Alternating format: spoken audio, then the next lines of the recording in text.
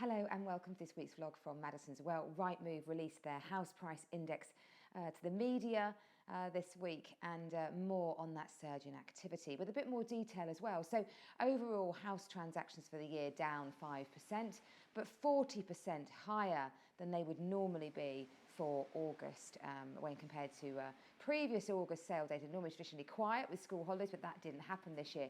And interestingly, that second stepper market booming. So people looking for bigger properties, they're already on the property ladder and they just want a bit more space. So the average price of the second stepper property across the country has gone up to just over £219,000. And interestingly, the very top of the ladder, those really, really big properties that often can stick a bit to sale because of the very expensive stamp duty, which still applies really. I mean, there's a bit of an allowance going on for them, but it only affects you by £15,000, which when you're buying at around 2 million is a bit of a drop in the ocean. But sales of those properties have doubled when compared to usual levels. So really interesting that there is clearly a sign that during lockdown people evaluated their homes and decided they need a bit more space, probably for home working. And we're certainly seeing lots of that here locally.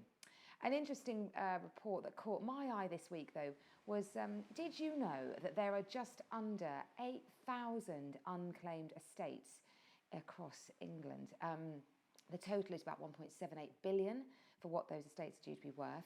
And it's basically normally where bachelors, spinsters or widows have died without making a will. What happens to those properties? Well, for 30 years, they have to sit and wait for someone to come forward to claim them. And after that, it passes to the Treasury. Who can claim them? Well, a distant blood relative is absolutely fine, but not, or a spouse, but not someone who is in a civil partnership or stepchildren. So there needs to be a connection via blood or marriage there. And it just strikes me when you think there's such a housing shortage going on, that red tape to take 30 years to use what can be a valuable asset. These properties can range from little one-bed terraced houses to big mansions and manor houses that are falling into disrepair. So interesting report, and something that I think probably needs attention by the Treasury when they have got some time on their hands, which of course with Brexit looming round the corner and the current COVID-19 still pushing forward with a change in this week, that's probably not going to happen.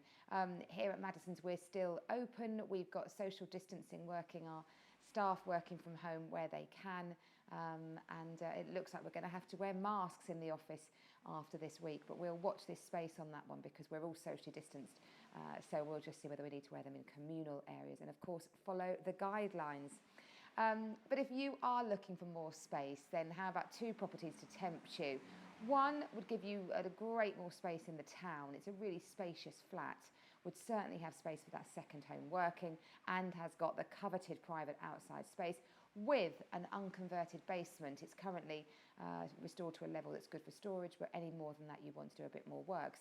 But if you really want to go for a bit more space, how about Great Nineveh Oast out near Benenden?